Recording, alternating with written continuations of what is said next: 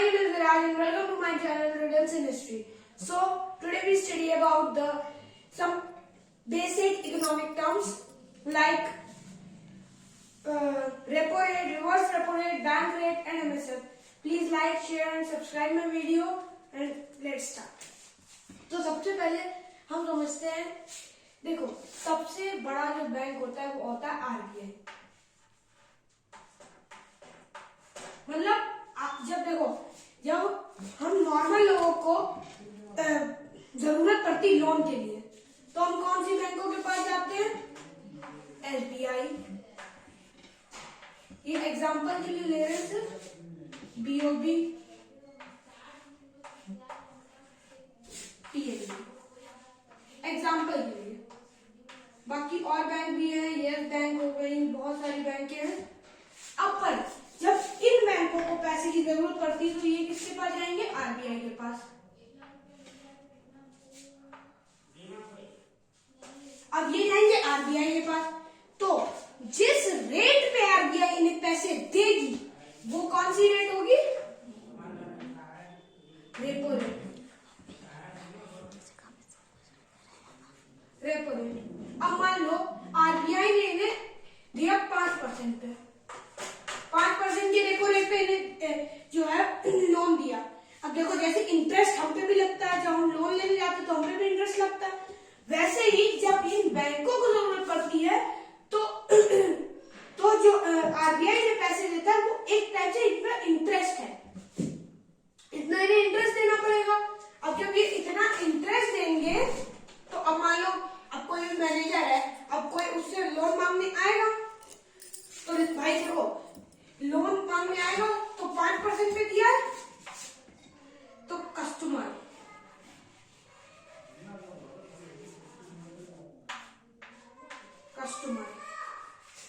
RBI, देखिए RBI क्या करेगा, हम जानते हैं कि जब तुम ये लोन जो है वो तुम किसी कस्टमर को यानी जनता को दोगे तभी ये इसे रेपो रेट पे इतने पे देता है। और ये कितने पे?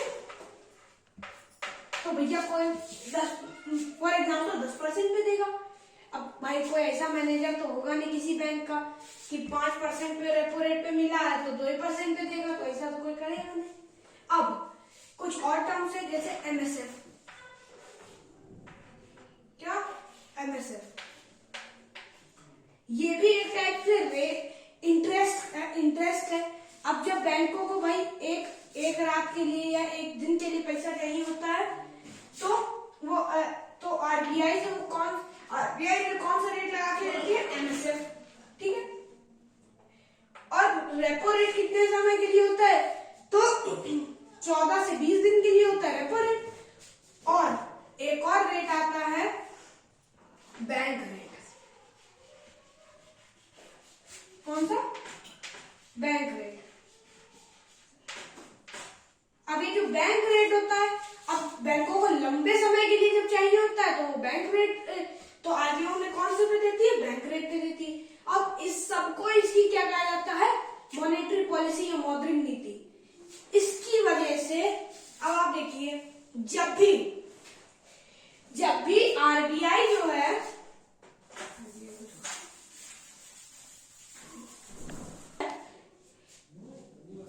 आरबीआई है ये कितने पे देगी इसे? अब आरबीआई देखती है कि अगर जो लोन है यानी ये जो रेपो रेट को अगर आरबीआई कम कर दिया, ठीक है, रेपो रेट को इन्होंने आरबीआई ने कम कर दिया तो लोग सस्ता हो जाएगा। अब लोगों के पास क्या आएगा? कैश पैसा। अब जब लोगों के पास कैश पैसा आएगा तो जब कैश पैसा आएगा तब लोग क्या करेंगे? जाएंगे। अब देखो गया मिठाई की शॉप पे, क्या आएगा? 1 किलो मिठाई तोड़ दी है। अब वो प्राइस भी नहीं पूछेगा कितने की है, बस 1 किलो मिठाई तोड़ दो। तो क्या होगा? अब वो देखेगा जो भी दुकानदार होगा कि अरे अब देखो इसके पास देखो ये नहीं बोल रहा, इसकी कैश पैसा ये बोल रहा है, तो कैश पैसा ये जो है ये बोल रहा है। अब ये क्या करता है? कहते थे हम सबको 150 में देते हैं, हम आपको 120 में दे देंगे। तो ये क्या किया? अब वो मिठाई है 100 रुपए की,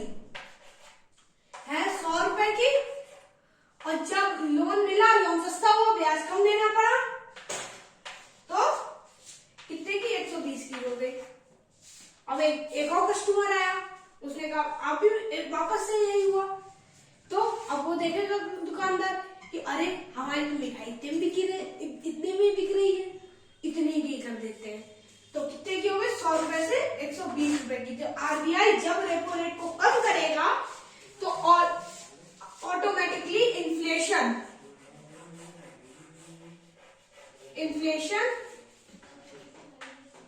यानी महंगाई बढ़ जाएगी। अब देखिए, ये जब इन्फ्लेशन बढ़ जाएगी तभी देखिए इन्फ्लेशन कब बढ़ेगा? जब देखिए लोन सस्ता होगा, उस पर इंटरेस्ट कम देना पड़ेगा, है, लोगों के पास कैश पैसा आएगा। अब देखिए किसी का भी डिमांड बढ़ता है ना, तो एकदम से उसके लिए भी डिमांड,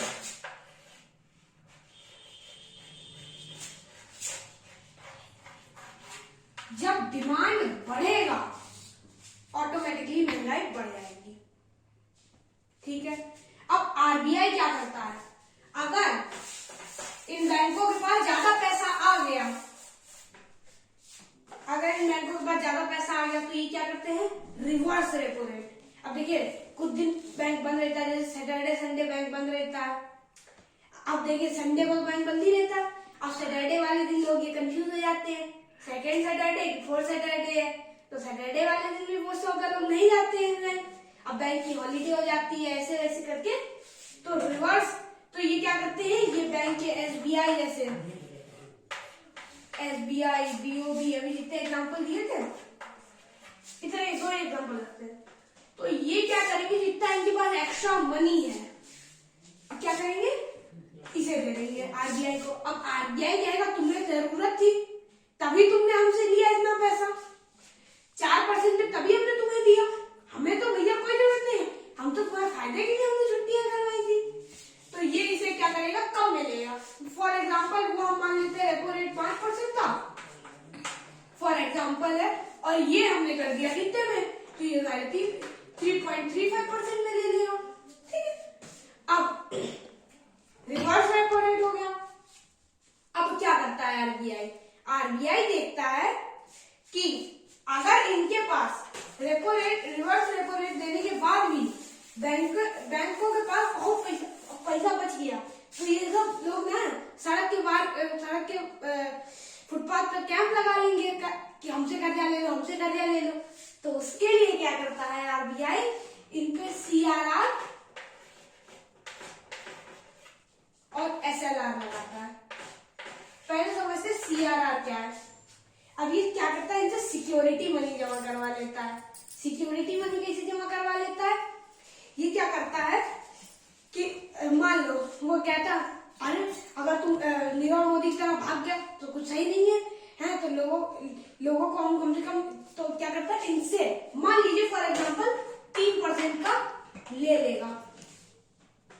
ठीक, 3% का ले लेगा, क्योंकि ये तो बैंकें क्या करेंगी? एसबीआई, बीओबी, ये तो धाड़ा क्या करेंगी? लोन देती रहेंगी। अब इंटरेस्ट मिले, अब इन लोगों को इंटरेस्ट मिला, कमाई कैसी होगी इन लोगों की? तभी तो ये 3% पैसा इनका ले लिया सिक्योरिटी मनी में। और एसएलआर भी क्या करता है कि इनसे कह देता है, फॉर एग्जाम्पल आप 18.5% या 18% समझ लीजिए, 18% कहेगा कि तुम इतना ऐसा रिजर्व करके रखो, तुम इसे खर्च नहीं कर सकते, खर्च कर दिए तो करोड़ों रुपए का जुर्माना लगा देगा आरबीआई। ठीक है। हाँ, अब ऐसे ये एसएलआर, तो ऐसे ही आरबीआई 20 से 22% रुपया तो ऐसे ही लोगों को मार देती है। पर अब की बार गवर्नमेंट देखी कि कोविड की वजह से जो है लोगों के बिजनेस ठप पड़ने लगे, तो गवर्नमेंट ने कहा कि आरबीआई से कहा देखो भाई तुम अपनी जितनी भी मॉनेटरी पॉलिसीज है, ठीक है, मॉनेटरी पॉलिसी जितना हमें बताया था मॉनेटरी पॉलिसीज में आती, मॉनेटरी पॉलिसीज है, इनको अब थोड़ा सख्त ना रखिए और उससे मतलब ताकि लोगों को लोन मिल सके। तो अब आरबीआई कहने लगा है कि जितना ज्यादा लोन दे सकते हो दो। अब लोग कहते हैं कि महंगाई कम करो। जब भाई इंटरेस्ट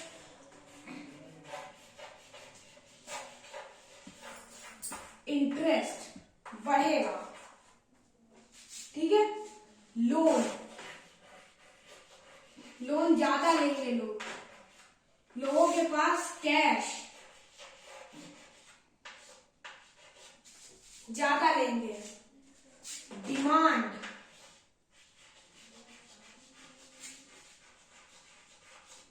बढ़ी लोगों की। इसकी वजह से जब डिमांड बढ़ेगी ना लोगों की, तो एकदम से इन्फ्लेशन बढ़ेगा, एकदम से बहुत तेजी से इन्फ्लेशन बढ़ेगा। तो अब आरबीआई देखता है कि कुछ लोग होते हैं जो अपनी मेहनत से कमाते हैं, ये लोन पे ज्यादा भरोसे में नहीं रहते, तो आरबीआई उनके लिए क्या करता है, एलआईसी वाले एजेंट आते हैं। तो एलआईसी आपके पास ऑफर लेके आता है, मतलब म्यूचुअल फंड भेजेगा, एलआईसी भेजेगा, ताकि आपकी जेब में ये जो कैश पैसा है इसको कैसे भी करके घटाया जाए, ठीक है। तो एलआईसी वाला एजेंट होगा, भेजेगा। अब क्या होगा, यदि एलआईसी वाला एजेंट भेजेगा, वो कहेगा देखिए हमारे पास ऑफर है, अभी 1 लाख रुपया जमा करिए, 10 साल में डबल। अब 10 साल में डबल, अब देखिए वो आपको देखो एक गारंटी कार्ड, एक पेपर थमा देगा।